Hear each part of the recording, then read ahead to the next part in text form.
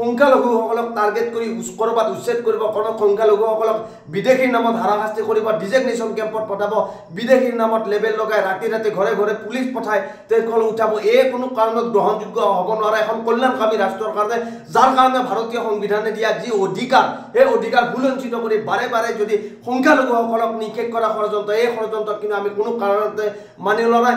আজি কেইদিনমানৰ পৰা আমি এটা কথা দেখিবলৈ পাইছিলোঁ, যোৰহাটৰ মাজমজিয়াত আজাদ চৌধুৰী নামৰ এজন ব্যৱসায়ী আচলতে তাত যোৰহাটত ব্যৱসায় কৰি থকা এটা পৰিয়ালক বিভিন্ন সময়ত তেখেতক এই যি ভাড়াঘৰ তেখেতে ক'ৰবাৰ পৰা লিজত লৈ পেলাই যি ধৰণে চলি আছিল, চলি থকাৰ পিছত আচলতে তেখেতক প্ৰথম অৱস্থাত শৃংখল চলিহা ডাঙৰীয়াই যি ধৰণে তেখেতক বাংলাদেশী আখ্যা দি পেলাই বাংলাদেশী লেবেল লগাই, বিদেশী লেবেল লগাই তেখেতক বিভিন্ন ধৰণে হাৰেছমেণ্ট কৰি তেখেতৰ বিৰুদ্ধে এক সংগ্ৰাম বা গণ আন্দোলন গঢ়ি তুলিল যোৰহাটত।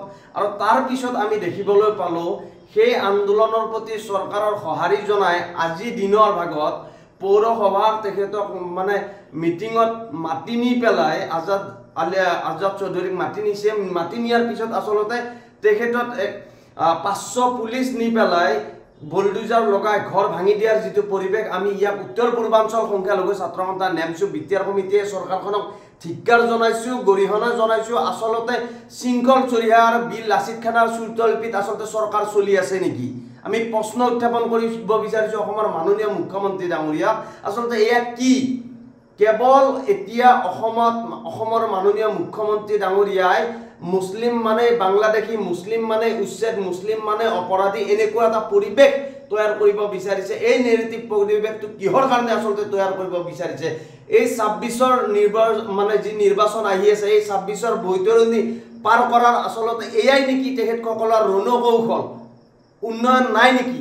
উন্নয়নৰ ৰাজনীতি নাই নেকি? মূল্যবোধৰ ৰাজনীতি নাই নেকি? তেখেতসকলে কেৱল আৰু কেৱল সাম্প্ৰদায়িকতাৰ যি ৰাজনীতি বীজ সিঁচি পেলাই তেখেতসকলে সংখ্যালঘুসকলক টাৰ্গেট কৰি কৰবাত উচ্ছেদ কৰিব, কোনো সংখ্যালঘুসকলক বিদেশীৰ নামত হাৰাশাস্তি কৰিব, ডিজেগনেশ্যন কেম্পত পঠাব, বিদেশীৰ নামত লেবেল লগাই ৰাতি ৰাতি ঘৰে ঘৰে পুলিচ পঠাই তেওঁলোকক উঠাব। এই কোনো কাৰণত গ্ৰহণযোগ্য হ'ব নোৱাৰে এখন কল্যাণকামী ৰাষ্ট্ৰৰ কাৰণে, যাৰ কাৰণে ভাৰতীয় সংবিধানে দিয়া যি অধিকাৰ, সেই অধিকাৰ বুলঞ্চিত কৰি বাৰে বাৰে যদি সংখ্যালঘুসকলক নিষেধ কৰা ষড়যন্ত্ৰ, এই ষড়যন্ত্ৰক কিন্তু আমি কোনো কাৰণতে মানি লোৱা নাই।